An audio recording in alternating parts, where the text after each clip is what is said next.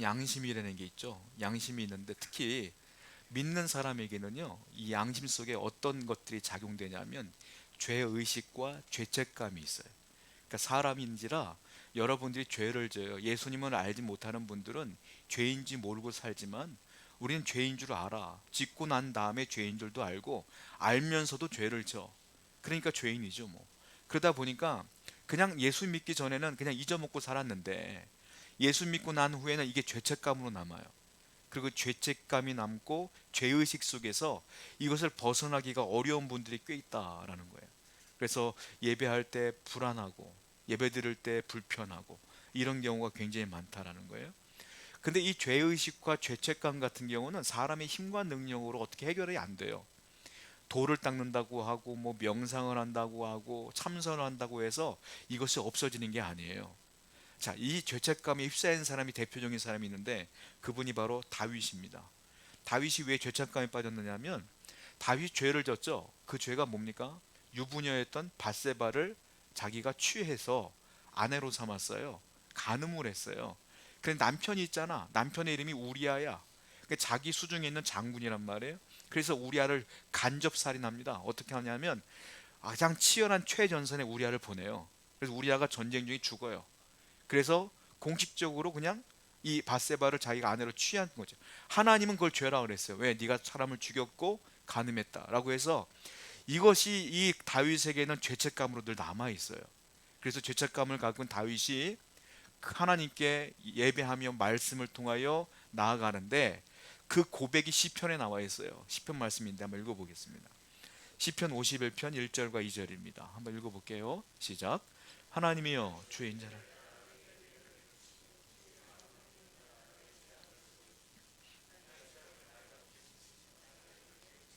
이게 바세바의 지은 죄 때문에 다윗이 죄책감 때문에 하나님께 고백한 거예요. 하나님, 내 죄를 제발 붉은 죄를 맑게 씻어주세요 라고 항상 죄의식 속에 사는 사람이 누구냐? 이 다윗이었다라는 거예요. 오늘 본문 민수기 19장은요 이 죄책감을 갖고 있는 살고 있는 성도들에게 하는 말이에요. 그러니까 죄책감을 갖고 있지 말아라. 이 죄책감과 죄의식을 하나님의 은혜 가운데 다 해결받아야 된다라는 거예요. 그러면 어떻게 해결받을 것이냐? 그것이 오늘 본문에 나와 있다라는 거예요. 우리가 그 민수기를 보게 되면 민수기는 굉장히 연결이 안 된다고 제가 설명드렸어요. 주제가 다 다르다 그랬어요. 그런데 민수기 16장부터 19장까지는 하나의 주제라고 계속 말하고 있어요. 오늘이 19장이잖아요. 그 주제가 뭐냐? 제사장에 관한 거예요. 어떤 사람이 제사장이냐? 제사장의 임무가 뭐냐? 제사장이 왜 필요하냐? 제사장의 직무가 뭐냐? 그 얘기들을 계속하는 가운데 오늘 19장에 들어와서는 죄책감에 관한 이야기가 나오면서 이 제사장을 통하여 죄책감을 씻어야 된다라는 이야기가 나온다는 거예요. 하나님께서는 모세를 시내산에 불러요. 그리고 율법을 주시는데 우리가 알고 있는 모세의 율법입니다. 크게 세 가지를 주셨어요. 첫 번째 십계명을 줬죠. 십계명은 뭐냐 하면 윤리법이에요. 도덕법이에요. 열 가지 모든 것들이 신앙 안에서 살아가는 우리가 지켜야 될 윤리법이란 말이에요. 그 이후에 또 다른 법들을 줬어요. 그 뭐 시민법이라고 하는데 그것은 형사법, 민사법을 줬어요. 사람이 사람을 죽였을 때, 사람이 속였을 때, 땅을 빼앗았을 때, 때렸을 때 어떻게 하나 거기에 대한 것들을 쭉 얘기한 것이 십계명 다음에 나오는 법들입니다. 그 시민법이라고 그래요. 또 하나님께서 말씀하셨는데 모세에게 율법을 뭘 줬느냐면 의식법을 줬어요. 의식법은 뭐냐? 제사법이라고 해서 하나님께 제사를 지낼 때는 이렇게 지내야 된다라고 쭉 얘기를 했어요. 양을 잡아다가 피를 뽑고 그리고 태우고 이런 얘기를 쭉 한 것이 모세에게 주신 제사법이다라는 거예요. 그 제사법은 특별히 대표적인 게 5대 제사가 있는데 첫 번째 번제예요. 많이 들어보셨죠? 번제는 불로 태우는 겁니다. 그리고 화목제예요. 이건 목적이에요. 하나님과 내가 화목하기를 원한다는 뜻으로 번제를 드리는 거예요. 그리고 소제가 있어요. 소제는 곡식을 드리는 제사예요. 그리고 속죄제가 있어요. 내가 죄를 지으면 하나님께 번제를 드리며 속죄받는 거. 그리고 속건제도 똑같아요. 용서받는 거. 이 5대 제사를 하나님께서 모세에게 말씀했다라는 겁니다. 그리고 오늘 우리가 본문을 보게 되면 그 죄에 대한 종류가 나오게 되는데 특별히 레위기 11장부터 15장까지 그리고 민수기 오늘 본문에 나온 19장에 보면 죄를 용서받아야 될 죄인들에 대한 얘기가 나와요. 어떤 죄, 어떤 죄는 반드시 용서받아야 된다는 얘기가 나오는데, 그 이야기를 보면 레위기 말씀이 제일 많이 나오고, 그 다음에 오늘 19장에 하나가 나온단 말이에요. 자, 레위기의 말씀 보게 되면 부정하다, 이 부정한 사람들은 정결함을 입어야 된다 라고 말하는데, 첫 번째 어떤 사람이 부정하냐? 하나님 먹지 말라고 하는 음식을 먹은 사람은 부정하다라고 말해요. 이거는 레위기 11장에 음식 규례가 나와요. 많이 들어보셨을 거예요. 굽이 갈라진 건 먹어야 된다. 그리고 되새김질하는 걸 먹어야 된다. 물고기 같은 경우는요, 비늘이 있는 걸 먹어라. 그리고 지느러미가 있는 걸 먹어라. 그리고 나머지는 먹지 말아라. 부정한 것이다 라는 얘기가 쭉 나와요. 돼지는 굽이 갈라졌잖아요. 돼지는 먹으면 안 돼. 왜냐하면 되새김질을 안 해. 그 돼지고기는 이스라엘 사람들은 안 먹어요. 소는 먹죠. 양도 먹죠. 굽이 갈라지고 되새김질하는 걸 먹어도 된다는 거예요.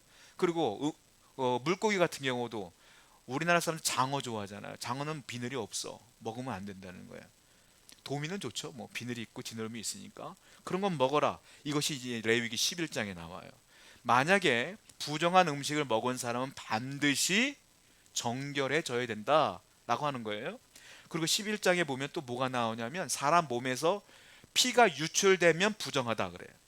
그러니까 하혈하면 병이 있어서 자꾸 피가 나오는 사람들은 부정한 사람이다. 이 사람도 정결해야 된다라는 얘기가 나오죠. 그리고 세 번째는 피부에 문둥병이 생기면 부정하다 그래요. 문둥병자는 그래서 진 밖에 쫓아냈어요. 그리고 네 번째는 뭐냐면, 건물에도 문둥병이 생겨요. 그 문둥병자가 만진 건물들에도 문둥병이 생긴다. 이 건물도 부정하다. 정결 예식을 해야 된다라고 말하는 거예요. 그리고 다섯 번째가 오늘 본문에 나오는데, 오늘 본문에 나오는 죄가 뭐냐면 시체를 만진 사람도 부정하다라고 말하고 있어요. 그러니까 부모님이 돌아가시면 장례를 치르잖아요. 그 사람도 부정한 거야. 그 사람도 장례를 치른 뒤에 어떻게 되느냐면 정결 예식을 취해야 된다. 정결 예식이 뭐냐? 아까 모세에게 말했던 것처럼 5대 제사를 지냈잖아요. 그 제사를 지내라 이 말이에요. 그래야 정결해진다라는 얘기가 나와요. 오늘 아까 본문 읽어봤지만 우리가 읽을 본문은 뒤까지 다 있어요. 너무 많아서 제가 13절까지만 읽었는데, 13절까지만 읽었어도 굉장히 난해하고 복잡해 보이지 않습니까? 무슨 내용인지 모르잖아요. 근데 이 내용을 제가 설명해 드리면 간단해요. 사실은 이 구조가 굉장히 간단한 거예요. 복잡해 보이지만 크게는 딱 두 가지 얘기를 하고 계시는 거예요. 민수기 19장은 1절부터 10절까지는 뭐냐면, 사람이 부정해졌을 때 정결해져야 되는데 정결해지는 수단이 뭐냐가 1절부터 10절에 나오는 거예요.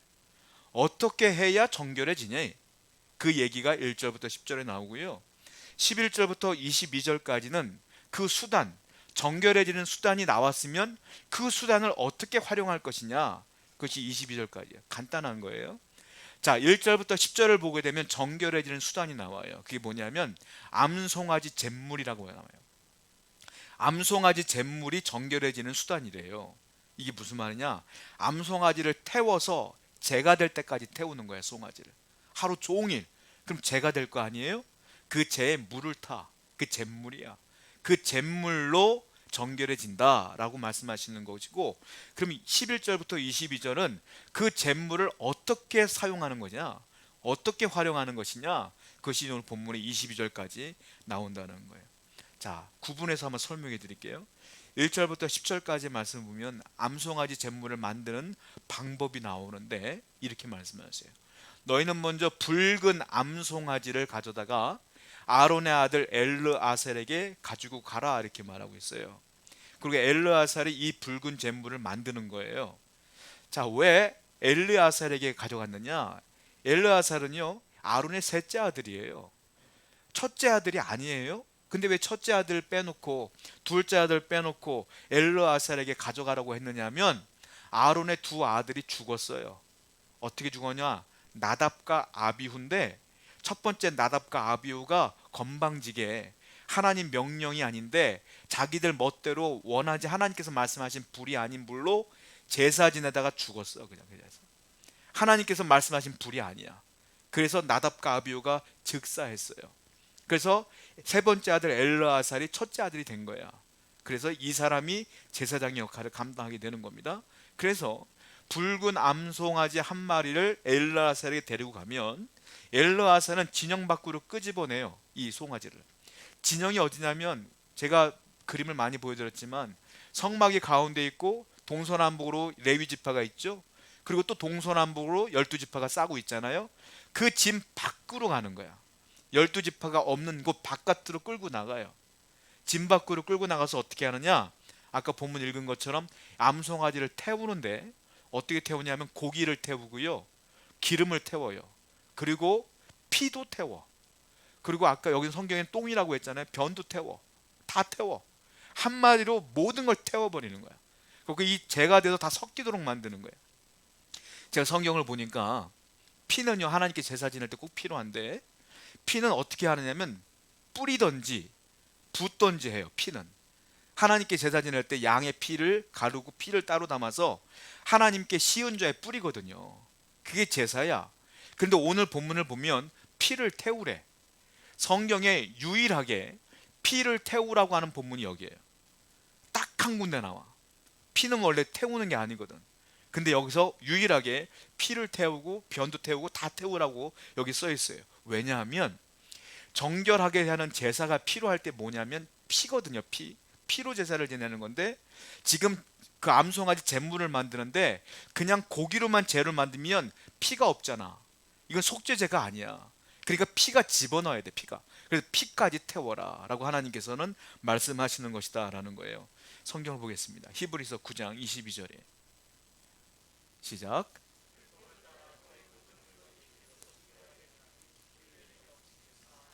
피 흘림이 없으면 죄사함이 없기 때문에 하나님께서는 이 암송아지 피까지 태워라 라고 말씀하시는 거예요. 그리고 또 하나, 이 제물을 만드는데 이 암송아지와 피를 태우는데 세 가지가 더 들어가요.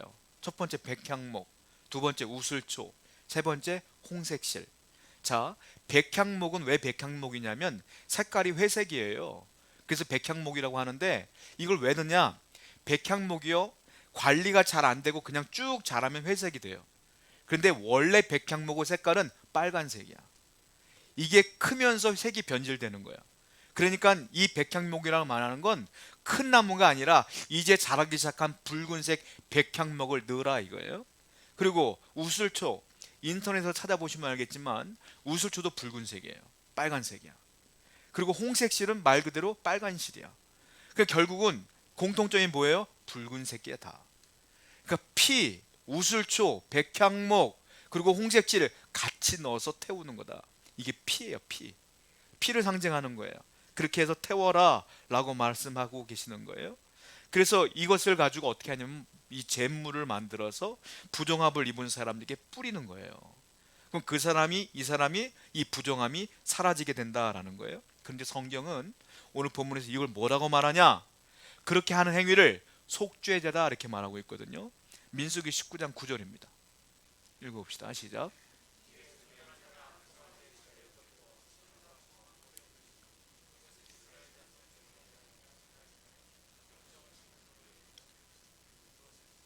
속죄제는요 어떻게 하는 거냐면 양을 잡아다가 다 내장을 끄집어내요. 그리고 기름은 따로 태우고 고기는 따로 태우고 제사장에 줄 건 주고, 그리고 번제로 태운 뒤에 피는 딱 담았다가 뿌리는 거야. 이게 속죄제예요 원래. 그런데 지금 이 속죄제는 뭐예요? 다 태우고 잿물을 가지고 뿌리는 게 속죄제라는 거야. 하나님은 원래 속죄제가 아닌 이 암송아지 잿물을 뿌리는 것도 속죄제라고 말하는 거예요. 이거 어떻게 표현할 수 있냐면, 쉽게 표현하자면 우리가 라면을 먹잖아요. 라면을 인스턴트 식품이라고 하지 않습니까? 그리고 이제 컵라면이 나왔어. 이번엔 뜨거운 물만 부으면 라면이 돼. 이거 쉽게 말하면 인스턴트 속죄제야. 어떻게 보면은 일반적인 속죄제는 양을 잡아다가 뭐 태우고 다 해야 돼. 근데 이미 이거 잿물을 만들어 놓고 있다가 부정한 사람이면 바로바로 뿌릴 수 있도록 만들어 놓은 속죄제다라는 거예요. 하나님은 두 개 다 인정해. 왜? 이 암송아지의 잿물에는 뭐가 들었다? 피가 이미 들어가 있기 때문에 하나님은 속죄제라고 인정을 해 주신다라는 거예요. 그래서 왜냐하면 사람들이 죄를 지은데 하루 종일 고기를 태우고 이렇게 힘들잖아요. 그러니까 빨리빨리 용서해 주기 위해서 하나님께서 이렇게 명령을 해 주신 것이다 라는 거예요. 이게 1절부터 10절까지 나온다는 거예요. 그리고 11절부터 22절까지는 이것도 복잡해요. 11절부터 22절 보면 이것도 어떻게 보냐면 이 재물을 어떻게 사용하느냐 이게 나오는데, 여러분들이 나중에 본문을 보시면 이렇게 보셔야 돼요. 쭉 이어서 보시면 이게 이해가 안 돼. 어떻게 보냐면 11절부터 13절까지는 일반적인 큰 원리가 나오고요, 14절부터 22절까지는 그 원리에 맞는 세부 사항이 나온다고 보시면 돼. 그러니까 어떻게 되느냐, 11절이 원래 큰 원리가 하나 나와. 그리고 그 다음에 14절, 15절, 16절이 이 11절에 맞는 세부 사항이야. 12절이 큰 원리가 나오고 그 다음에 17절, 18절, 19절이 12절에 맞는 세부 사항이고, 13절이 원리가 나오고 그 다음에 20절, 21절, 22절이 이 13절의 원리의 세부 사항이다 라고 보시면 돼요. 그러니까 쭉 읽어보시긴 하되 그렇게 보시면 훨씬 더 이해가 편하다라는 거예요. 자, 그러면 11절의 원리는 뭐냐면, 도대체 이 정결함을 입어야 될 부정한 사람들, 그 대상자가 누구냐 라는 것이 11절에 나와요. 거기에 나온 사람이 누구냐? 시체를 만진 사람이다. 이게 11절에 쭉 나와요.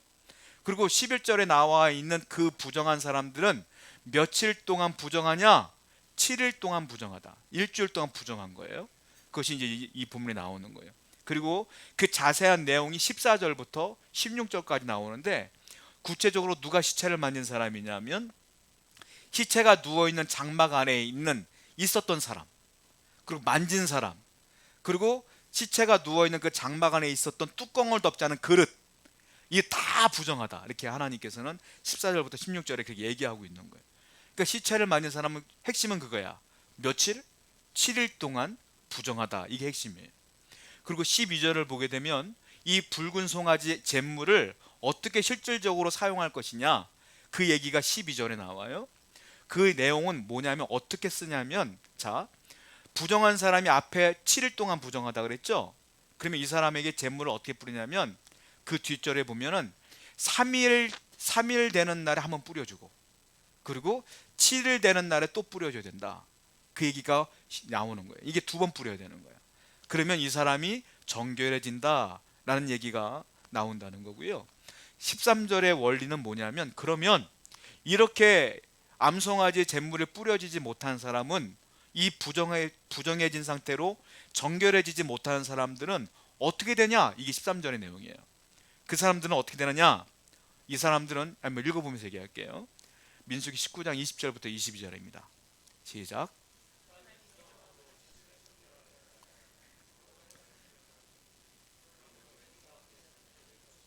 그는 정결하게 하는 물로 뿌림을 받지 아니하였은즉 부정하니라. 자기 옷을 빨 것이며 정결하게 하는 물을 만지는 자는 저녁까지 부정할 것이며, 부정한 자가 만진 것은 무엇인지 부정할 것이며 그것을 만지는 자도 저녁까지 부정하리라. 자, 그 잿물을 뿌리지 않은 부정한 사람은 어떻게 되는 거냐? 그 사람이 부정한 상태로 돌아다니면 하나님의 성소를 더럽히는 자이기 때문에 그 사람은 어떻게 되느냐? 이 무리에서 끊어질 것이다, 쫓을 것이다, 다른 말로 죽일 것이라, 이 말이에요. 부정해진 상태로 정결해지지 않으면 어떻게 된다? 죽는다. 이게 오늘 본문의 내용이에요. 하나님께서 그렇게 말씀하시는 거예요. 자, 그런데 제가 이렇게 장황하게 설명을 드렸는데 이걸 뭐라고 말하면 정결법이라고 그래요. 정결법이라고 하는데, 이것을 의식법과 정결법이 오늘날 우리에게 적용할 수 있느냐? 아니에요. 왜? 이건 폐지됐어. 이거는 완전히 없어졌어. 여러분 죄졌다고 해서 제가 여러분 잿물 뿌리지 않아요. 여러분 제사 지날 때 양 끌고 오지 않아. 이거 음식 같은 경우도 다 폐지됐어. 여러분들 장어 좋아하시잖아. 장어도 먹고 삼겹살 좋아하잖아. 삼겹살도 먹고 하는 거야 지금. 그러면 우리가 다 부정한 음식도 먹고 그러는데 죄 짓는 거 아니냐? 아니요. 이 정결법과 이 음식 규례는 구약시대에 다 끝난 거야. 그런데 우리가 이걸 왜 또 성경을 읽고 또 우리가 받아들였냐? 구약은 늘 말씀드리지만 앞으로 일어날 모든 것들의 그림자요 예표라고 그랬어요. 그럼 여기는 영적인 의미가 있는 거란 말이에요. 우리는 이 영적인 의미를 따라 살면 되는 거예요. 그대로 하지 않아도 그 의미가 무엇이냐라는 것들을 우리가 봐야 된다는 거예요. 잿물을 뿌린다는 건 하나님께 용서받는 거잖아요. 그러니까 죄인은 용서받아야 된다는 뜻으로 구약성경에 그렇게 얘기하고 있는 거예요. 음식 규례를 따를 필요도 없어요. 여러분들 먹고 싶은 거 드시면 돼. 그런데 제가 성경을 보다 보니까 하나님께서 먹지 말라는 것과 먹으라 한 것은 다 이유가 있더라고. 먹으라는 건 다 건강이 좋아. 근데 먹지 말라는 거, 부정한 음식이라는 건 건강에 안 좋은 것들이라고 보니까. 예를 들자면 제가 낚시 좋아하시는 집사님하고 대화해 본 적이 있는데, 그 집사님이 그래요. 목사님, 낚시 잡아서 재미가 바로바로 회쳐 먹는 거예요. 그러는 거예요. 어떤 거가 맛있어요? 물어봤더니, 그런데 참 재밌는 게 있습니다. 하나님의 성경을 딱 그렇게 주신 이유가 있나 봐요. 왜요? 그랬더니, 회를 딱 먹을 때 물고기를 잡잖아요. 그러면 비늘이 있고 지느러미가 있는 건 바로 회를 먹는데요. 근데 비늘이 없는 물고기 있죠. 그게 걸려 들어오면 그 회를 안 먹는데. 왜? 기생충이 있대. 그러니까 안 먹게 되더래. 기생충이 몸에 들어오면 뇌까지 침투하잖아요. 그러니까는 가만 보면 장어 같은 거 이런 건 회로 안 먹어 잘. 그러니까 도미 같은 거 먹지. 다 이유가 있나 봐요. 그렇게 말씀하시는데 제가 듣다가 그런가 보다 이 생각이 들더라고요. 그러니까 가능하면 성경에서 먹으라는 거 먹는 게 건강에 좋아. 유대인들이 건강하잖아요. 왠지 알아요? 성경대로 먹어 지금도. 그래서 건강해 그 양반들이. 근데 지금 음식규례는 폐쇄했어. 그냥 드시고 싶은 것 드시면 돼. 운동 열심히 하고 드시면 된다라는 거예요. 이게 왜 폐쇄가 됐느냐 보세요. 사도행전 10장 14절부터 15절, 여기서 하나님께서 완전히 폐지했다고 말씀하시죠. 시작.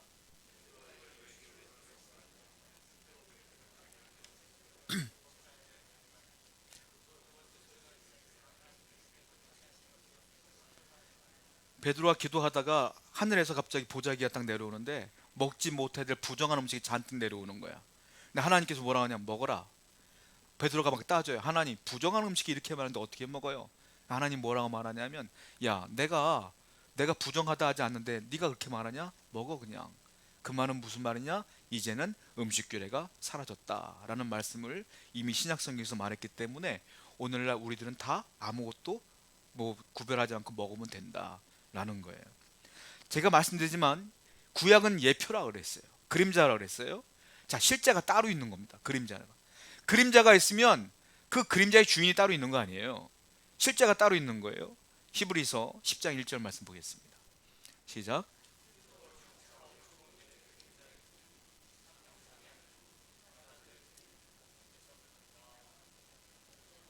예, 이제는 구약의 제사로는 우리가 온전해질 수 없다는 거예요. 예전에는 하나님께서 그 구약의 제사를 통해서 온전케 해주셨어요. 그 제물로 통하여 다 용서해 주셨어. 이제는 그렇지 않다는 거예요. 이제는 다른 것이 있다. 그것을 예표한 진짜가 왔다. 이거 진짜가 왔어요. 그 진짜가 누구예요? 이제는 송아지의 피가 아니라, 양의 피가 아니라 누구의 피? 예수님의 피. 그 보혈이 우리를 씻어준 거야. 이제는 그건 가짜였고 이제 진짜가 온 거예요. 그래서 예수 그리스도를 믿는 사람이 구원을 받는 것이다 라고 성경은 얘기하고 있다는 거예요. 자, 이 본문에서 말하고 있는 것은 세 가지를 말하고 있어요. 첫 번째는 뭐냐면, 인간의 마음은, 인간의 죄의식, 죄책이 있잖아요. 인간의 마음은 부정하기 때문에 누구나 정결함을 입어야 된다, 이게 뜻이에요. 심지어 아까 말씀드린 것처럼 그 잿물을 뿌려준 사람 있잖아요. 뿌려준 사람은 죄인이 아니야. 근데 뿌려준 사람도 성경에 뭐라고 했냐면, 그 사람도 부정한 자가 됐으니 그 사람은 하루 동안 짐 밖에 있다가 옷을 빨고 목욕을 하고 돌아와야 할지니라 그랬어요. 그러니까 결국 무슨 말이냐, 부정한 자나 부정을 씻어준 자나 다 부정한 거예요. 그 말은 무슨 말이냐, 다 죄인이다. 인간은 다 죄인이기 때문에 누구나 다 이 부정함에서 정결함을 입어야 된다가 하나님의 뜻이다라는 거예요. 마태복음 15장 19절부터 20절입니다. 읽어볼게요. 시작.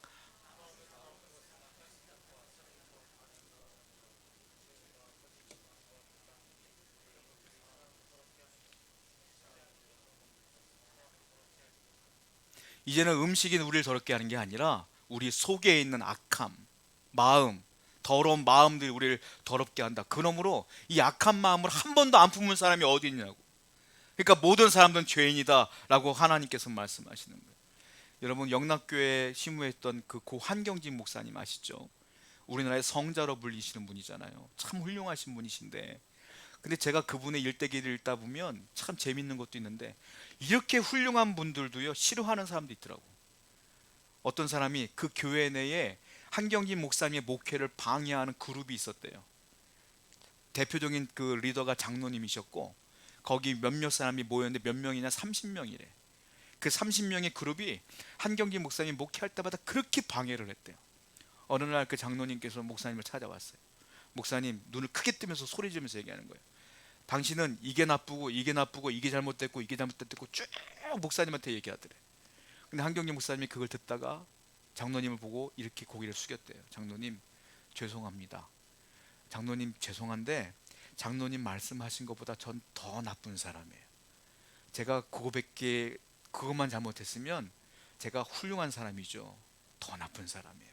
라고 고개를 숙이고 사과를 했대. 그 장로님이 말하다가 민망해서 나갔다는 얘기가 있어요. 여러분, 한경직 목사님 같은 훌륭한 분도 본인이 죄인이라고 하는데, 저와 여러분들은 죄인이 아니겠어요? 죄인일 수밖에 없죠. 사도 바울이 뭐라고 했어요? 나는 죄인 중에 괴수로다. 사도 바울 같은 분도 자기가 죄인 중에 죄인이라고 하는데, 우리가 죄가 없겠어요? 그러니까 모든 인간은 죄가 다 있다. 성경을 보겠습니다. 로마서 3장 10절부터 12절입니다. 시작.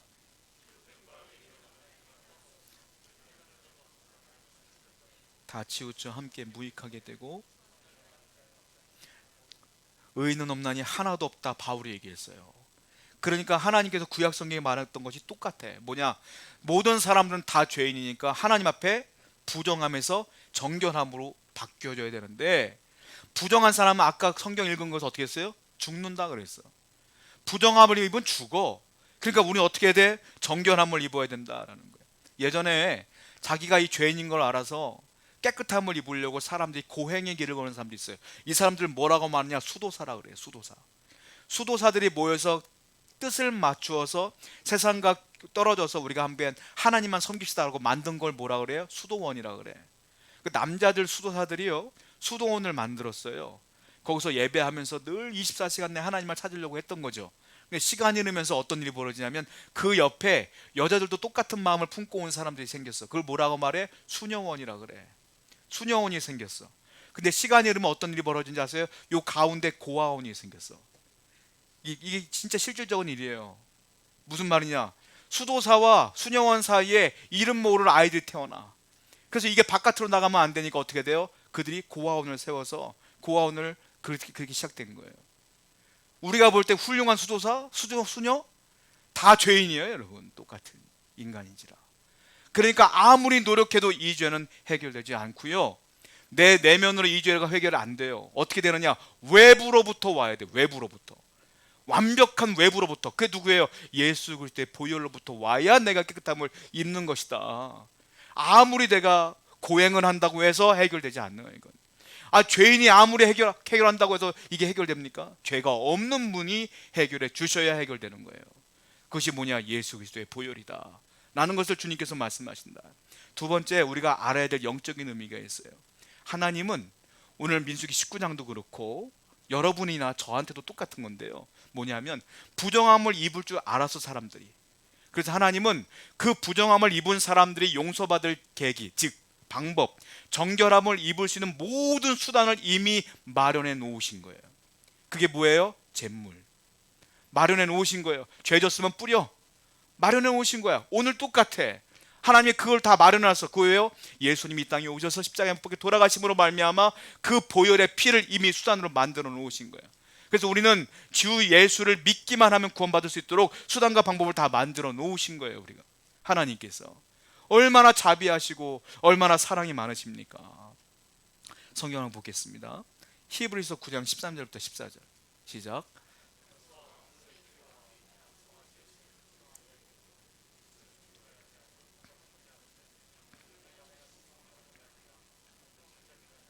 그리스도의 피가 어찌 너희 양심을 죽은 상실에서 깨끗하게 하고. 구약의 그 잿물은 어떤 일을 하냐면, 내가 문둥병이 생기거나 시체를 만지거나 하면 겉으로 드러나는 죄가 있잖아요. 그 죄를 의식적으로 해결해 주는 힘이 있는 거예요. 근데 오늘 지금 히브리서 말씀을 보면은 예수 그리스도의 보혈은 달라요. 그 보혈은 뭐예요? 내 내면을 깨끗하게 해주시는 거예요. 내 양심을 깨끗하게 하시는 거예요. 한마디로 말하면 여러분들이 죄 가운데 살다가 예수 그리스도를 믿으면 천국 갈 수 있는 확신이 들어오고 평안이 오고 기쁨이 오고 감격이 오는 그 확신에 거할 수 있도록 주님의 피는 좀 다른 역할을 한다. 그래서 우리가 이 땅을 살아가면서도 죄의식과 죄책감이 있지만 그래도 주님이 날 사랑하시니까 구원받을 수 있어라는 확신으로 나아갈 수 있도록 하는 게 뭐냐? 그리스도의 보혈이다라는 거예요. 여러분, 그리스도의 보혈은 우리가 구원받는 단계 가운데 2단계라고 하는데, 특별히 이 2단계의 보혈의 능력을 모르면 평생 고생하다 천국 가요. 여러분들이 이 복음을 제대로 아셔야 돼. 복음을 제대로 인식하지 못하면 여러분들이 예수를 믿긴 믿지만 고생하다 천국 갈 때가 있어요. 자, 여러분, 구원의 단계는 2단계입니다. 어떻게 되는 거냐면, 예수님의 보혈은, 그 정결함은 어떻게 되냐, 내가 예수를 믿음으로 말미암아 구원을 얻어요. 그건 여러분도 알고 저도 알아요. 그래서 지금 예수 믿는 사람들이 모여서 예배하고 있는 거야. 이걸 뭐라고 말하냐? 중생의 씻음이라 그래요. 죄 씻음 받은 거야. 이거는 성경을 보겠습니다. 디도서 3장 5절이에요. 시작.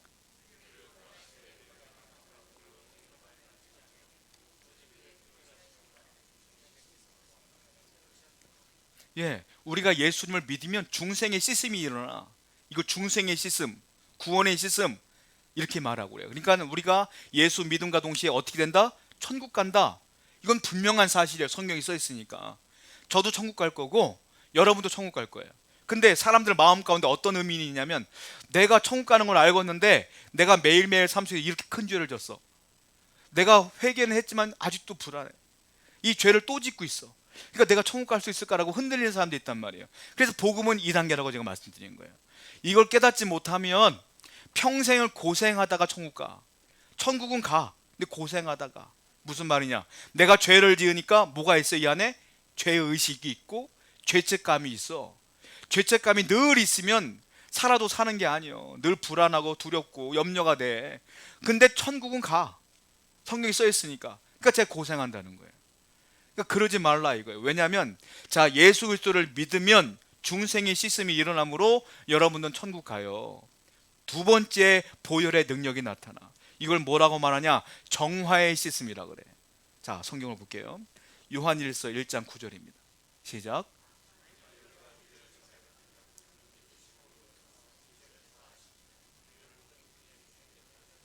우리가 우리의 죄를 자백하면, 이게 무슨 말이냐? 우리가 죄인이잖아요. 죄성이 있어. 여러분들이 죄 안 짓고 못 살아. 죄를 짓는단 말이야. 성경대로 못 살아. 그럼 어떻게 되느냐? 매일매일 우리가 그 죄를 자백하라 이거예요. 다른 말로 회개하라 이거야. 그러면 그분은 미쁘시고 의로운 분이기 때문에 우리를 모든 불의에서 깨끗하게 해주신다. 이걸 정화의 씻음이라 그래. 예수님의 보혈로 맨 처음에 구원의 씻음이 일어나고, 그리고 매일매일 우리가 짓는 죄 가운데 정화의 씻음이 일어나는 거예요. 자, 구원의 씻음은 일회성이에요. 단 한 번, 딱 한 번. 여러분들 예수 믿으면 끝, 구원 받는 거야.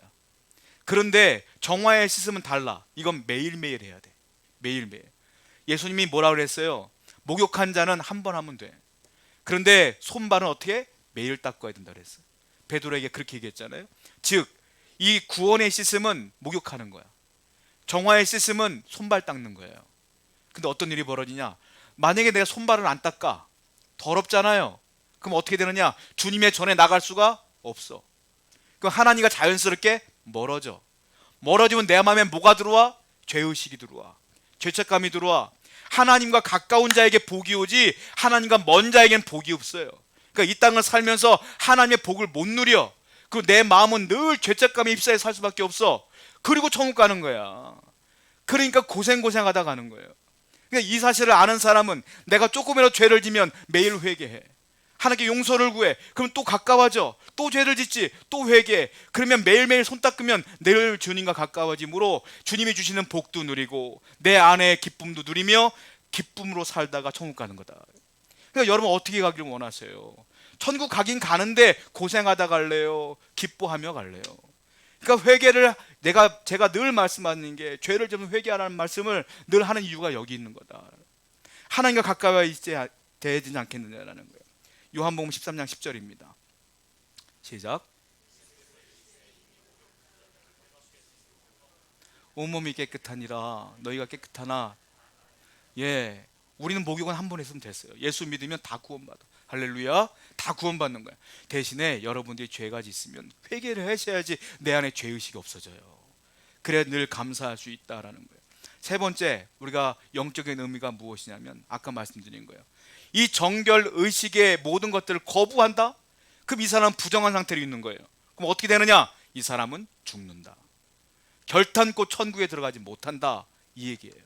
성경을 보겠습니다. 민수기 19장 13절 시작.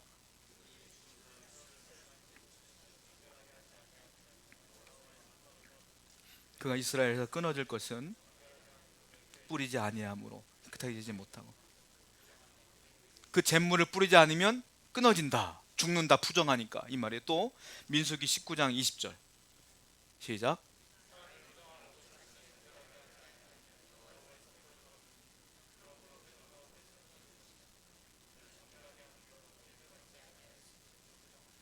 그렇습니다. 목욕하지 않아도 우리는 죽어요. 그리고 손발을 씻지 않아도 하나님과 멀어져요. 그러니까 지혜로운 성도는, 목욕한 성도는 항상 내 죄를 주님께 자백하며 회개하며 깨끗한 모습으로 살아가는 것이 좀 믿습니다. 오늘도 그 복이 여러분 가운데 흘러가기를 축원드립니다. 우리 기도하겠습니다.